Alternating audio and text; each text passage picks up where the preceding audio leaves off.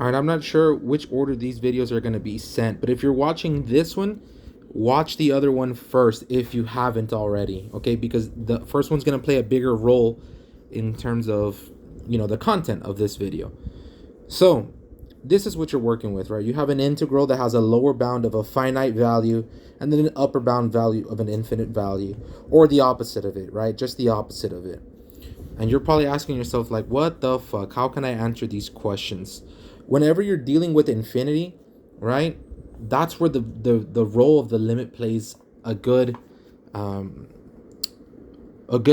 like key part of it, right? Because the limit tells us things about infinity that we couldn't find otherwise, right? If you remember from the previous example, right, as functions approached infinity, we were able to make assumptions about the values that they would take on as they approached infinity. So that's why they're so important in terms of the improper integral, right? Because it gives us a good estimate of these things. So let's take a look at this function first, right? And I'm using a as to be more general, because you can plug in any value of a that you wanted to, and the answer would still be the same, right? So I'm using a just to make it more general, okay? So if I had this integral here, right? The integral with a lower bound of a and an upper bound of infinity raised to the, what do you call it? Not raised, I'm sorry, with the 1 over x function, right? The one that we saw in the last example, or you should have seen in the last example, right? Well, I can't really figure out 1 over infinity in terms of just generalities, right? I need the tool of limits. So that's why I'm going to substitute a t in there. Now, t is commonly used in terms of doing this. You could have substituted any letter that you wanted in the alphabet, and the result always turns out the same, okay? So, sorry, I had a little technical difficulties with my it's just a piece of journal that it's not. Yeah, anyways. So, now that I've set up my integral with a limit, I can finally do my calculus, right? I can do my calculus. So I'm going to find the antiderivative, or the integral, right? The integration of 1 over x. Well, we know that to be as the ln of x, right? The natural log of x. But I still have to evaluate this function at those two bounds, out of a and t. The limit plays the role of finding the value of t when I substitute. What does that mean? Well, this is what I'm talking about here, right? When we do our fundamental theorem of calculus, we get ln t minus ln a. We have the limit on the outside because we're going to take the value of the limit of each of these bounds, okay? So, right here, right?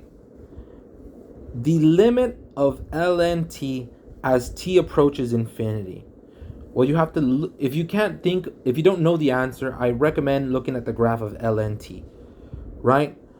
But the value of ln t as t approaches infinity is infinite, okay? It doesn't converge to a single value, okay? It goes on into infinity. It does not converge to a value, right?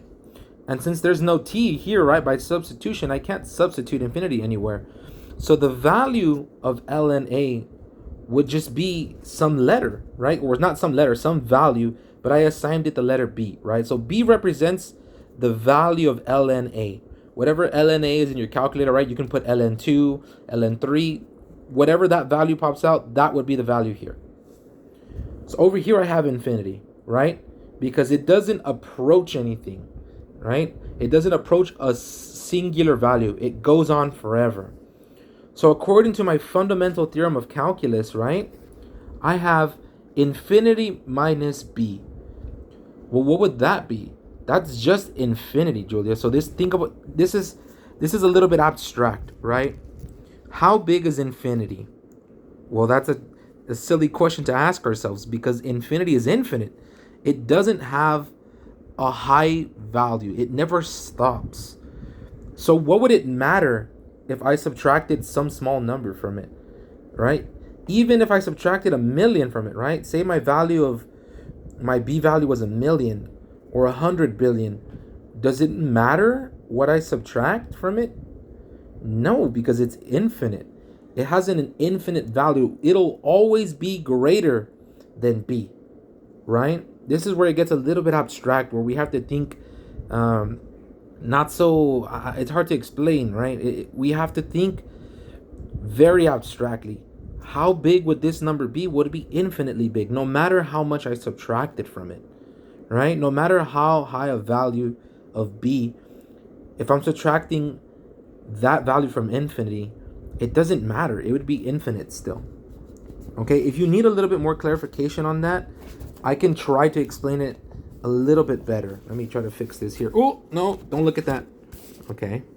Oh, man. Oh, I just found the better system of just sliding the paper up and down, yeah? Okay. So let's say I had this function here now, right? 1 over x squared, and I'm keeping my same values, but this time I have a negative infinity in the bottom and an a in the top, right? Well, I'm going to do the same thing, right? Whenever there's an improper integral, I use this technique. I substitute t into my bounds. Then I just find the normal integration, or the antiderivative of 1 over x. I'm sorry, 1 over x squared. Well, that would be minus 1 over x, right? Because I take the derivative of this function, I'm going to get 1 over x squared. So now I perform my fundamental theorem of calculus, right? I have 1 or negative 1 over a minus 1 over t. And I have the limit of the outside of these two values, right? So what's the value of the limit of t approaching negative infinity of 1 over this value here? Well, it would just be whatever a is, right? It would be some value b again, but it'd be negative, of course, right? It'd be negative. Then I subtract this limit here. Now, if I was to plug in negative infinity there, right? 1 over negative infinity is going to approach 0, right? Why would it approach 0? You can plug this into your calculator. 1 over some really big value, right? Some really big value, like negative 1 billion, right? It doesn't matter. It's going to approach 0 very quickly, right? It's going to approach 0 very quickly. You're going to have so many decimals, right? Not decimals, I mean zeros in your decimal, right? So we have a value of negative b minus 0. Well, our value of this limit, right? Or not of this limit, of this integral would just be negative b, or the value of this limit here, right? Where's my finger? There it is. Of that limit there. I hope this cleared it up for you a little bit, right? If you need another example worked out, let me know, right? And if you, the concept of infinity is difficult to understand. It's not an easy thing, right? People have gone insane over this. The guy who develops infinity, his name is Cantor. He went to an insane asylum because he couldn't understand the concept of infinity. So don't feel bad if you don't understand the concept of infinity right away. It's very difficult. But if you need a little bit of clarification on any of the things that were in these videos, let me know.